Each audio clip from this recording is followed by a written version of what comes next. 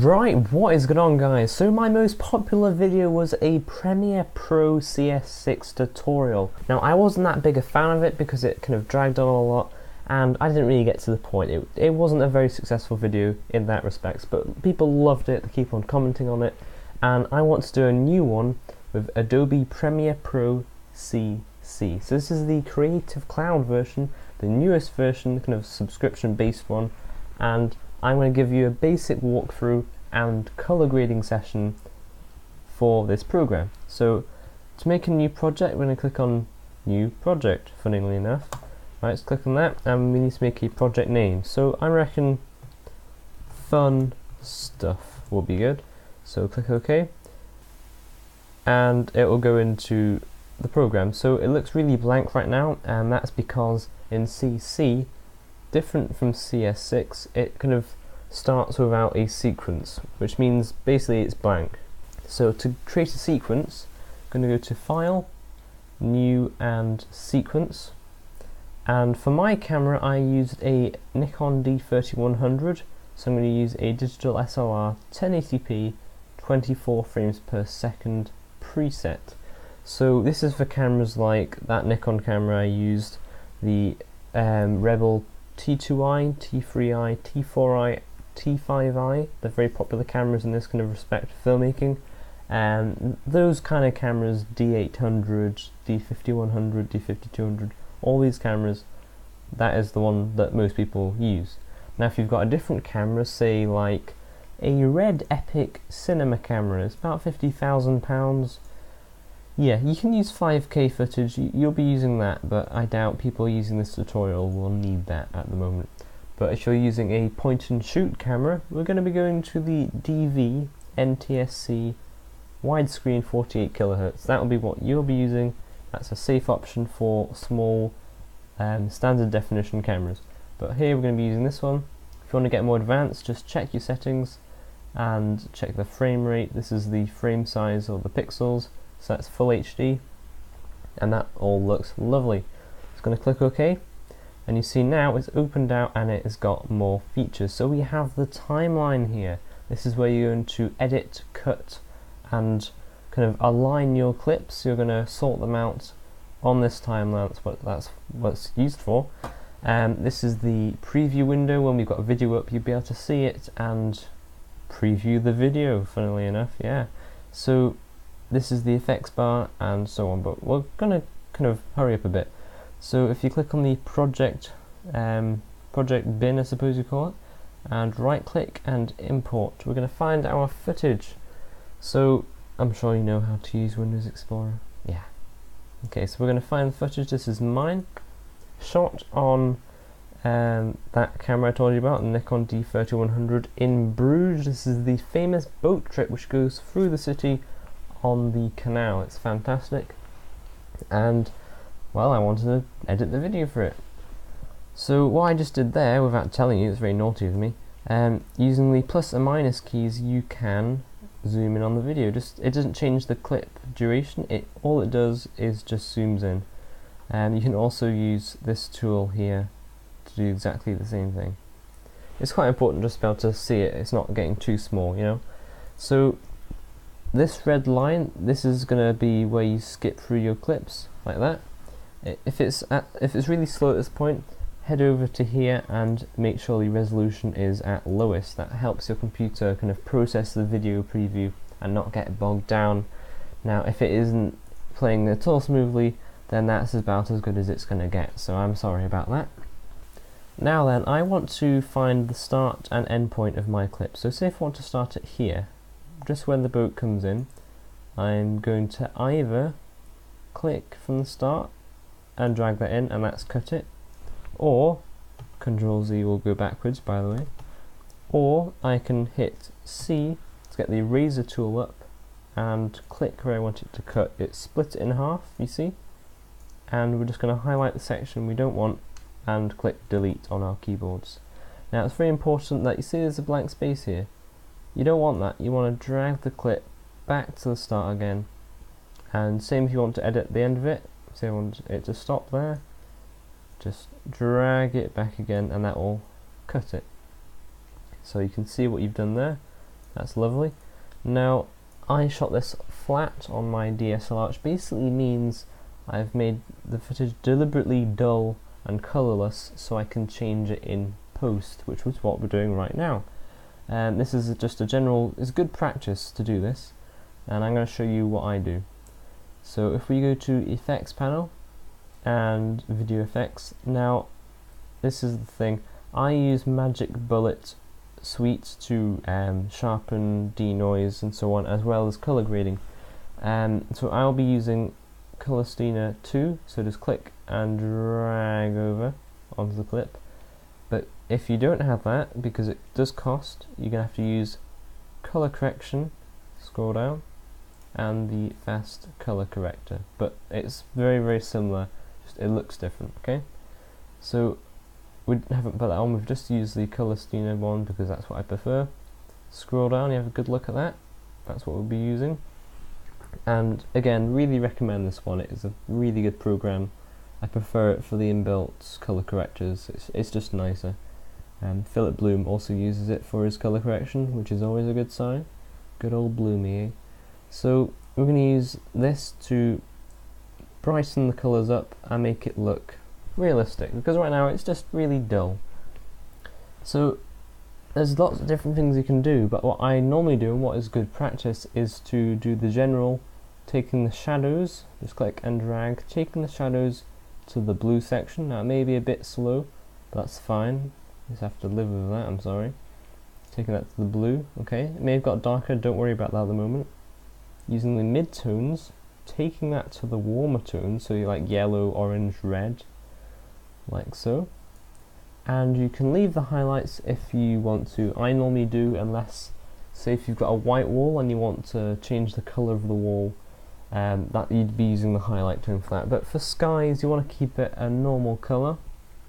That's just a general rule that I keep to. But we'll just leave it at that for the moment. Now also, you see, it still is dull, isn't it? It doesn't look normal. So we're going to take up the saturation just by clicking and dragging. Now I'm going to take all the way up to full, like that. There we go. But also it doesn't look very contrasty, it still looks flat. And most people, to add contrast, will pull down the shadows like so. Now that's not the way to do it, because if you look, it actually crushes the detail, it crushes the shadows in fact, and you lose detail there, which is really bad, it's unprofessional. So what I do, and what the professionals do, is you take down the mid-tones, like so, just only a bit, like that. Notice it gets darker, that is fine, because you then correct it using the highlights, like so. So use the highlights, and we're just purely using it to get the right exposure. Now be careful not to clip any of your highlights, which means basically don't have it too bright, because then you'll lose detail in the highlights. Okay, so that's looking a lot better now, and if you want a comparison of how it looked before, just go back up, and this normally shocks people, it shocks me, because you're going to forget about how it used to look. And next to the Color Steiner there's an FX button. Click that, and that's what it looked like when we started. Quite amazing, isn't it? Tick it, and that's where we've got to. So it's really quite nice. If you do notice, say if you wanted to zoom in on the picture, just check things, go to fit and choose your zoom percentage. I'm going to choose 150 and click the H on your keyboard to pan around the image. So I just want to check something here. You see that's a shadow there, it's a blue shadow thanks to our color correction, that's fine. But if we toggle this off, we have actually lost the detail. There used to be bricks there. We don't want to lose the detail, so what you can also do is bump the exposure up in the shadows a bit, and see that's coming back again quite nicely, and we've got the detail back from how it used to be. There we go, toggle, it's back how it used to be now. So if you want to get back to the same zoom, go back to fit, and I'll toggle our settings back on again. But we have lost a bit of contrast, so remember what we did to add contrast? Simply go to the mid-range and take it down again. And we've still got the full dynamic range and it looks lovely. Now another popular thing that people want to do is make it super widescreen, so i.e. black bars across the side, or the top and bottom. Now in my last tutorial I mucked up because I told you to get a printout of black and white bars and simply put it over the top. That was a load of rubbish, I'm sorry for that, and people keep on asking. I'm sorry, leave it, okay? If you want to add black bars, go to File, New, Sequence, so remember we did this before, and go back to your preset again, but then go to Settings, and this is going to depend on the resolution of your camera, but say if it's full HD like mine, go to Horizontal, no, got that one wrong again, Jason, okay, go to Vertical, and change it to 800, and notice when you click off, it changes it to 12 by 5, that is anamorphic ratio film. So that is basically anamorphic comes from an anamorphic lens which is stretched to the super wide viewing angle, which is 12 by 5. So if you're using 720p, I'd recommend 5 or 600 pixels vertical, and same, I'm sure you can work this one out, just get the right ratio. 12 to 5 is ideal. Then click OK, and you notice it's add a second tab. This is sequence 2. That was what we worked on before, and this is the new one. See, it's a really wide box there compared to the last one. So you think, oh, I don't want to do all that again. That's fine, you don't need to. You just click, copy what you've just done here, go to sequence 2, and use Control V on your keyboard to then add it back in again, and you see it is now made that widescreen, which is lovely. And also, if you go to motion up here, expand that, you've got room to crop it a bit. So there you go, you've got a better view now. One more thing, if you zoom in again, remember how you zoomed in? Go to 150, that's what I normally use. And the detail's actually quite soft. That's because when I shot it, deliberately took the sharpness down to avoid some complicated things which I'll talk about later in another tutorial. But if you want to make the video sharper, simply type in to the effects bar sharp, and it'll come up with sharpen, and click and drag that on, and if you go down to the very bottom of the effects bin, you can see it there, and you can add a number. Now for this DSLR camera, I normally use 10 to 30. Now if you add too much, it will look quite horrible, but I'm going to try 20, and there you go. And you can see a very small adjustment. Remember, this is a small preview, so it's not going to make much difference, but it has just clarified it, you know, it has just generally crispened it a bit more. So this was a basic tutorial using Adobe Premiere Pro CC. That is all we've done. So if you take them off again, you can see the improvement. We've gone from flat to graded and sharpened. To export this, which basically means to view it back as a video file, where you're going to go to Export, or make sure the clip is selected first. Go to File, Export, Media. Now I'm going to take you through this as well because it is part of the tutorial. This is where we render out as a viewable video clip. So format, simply go down and choose H.264.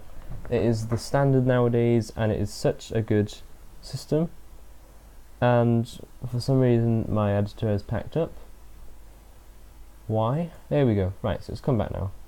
Yeah, it can pack up sometimes. So use H.264. Like I was saying, it's the standard, and it's used for everything nowadays, and it's a very good encoder. Now you can see it's automatically used match source high bit rate. Just select that, and I'll take you through what it's done. It's basically automatically looked at all the settings and matched it. So it's matched the pixels, which is our widescreen, it's matched the frame rate, and it's matched the aspect ratio of the pixels, everything else as well. Now that's fine, you can leave that because it's done it correctly, but at this point, bitrate. Now this is how much compression is done to the video. So if you want a really high quality look, then you can say you can give it 20 megabits per second, and that will be really high quality compression. But it's a big file size for this clip, 15 megabyte for a 6-second clip. If you want to upload to YouTube, have still good quality but a small file size, then 5 megabits per second is my personal limit for full HD video. That is as low as I would go for full HD video, and it still looks good. Like I said, please, comment, subscribe, follow me on Facebook. I've got a page for that, I update regularly for that, and Twitter. I also tweet out things for the channel, and I will see you soon.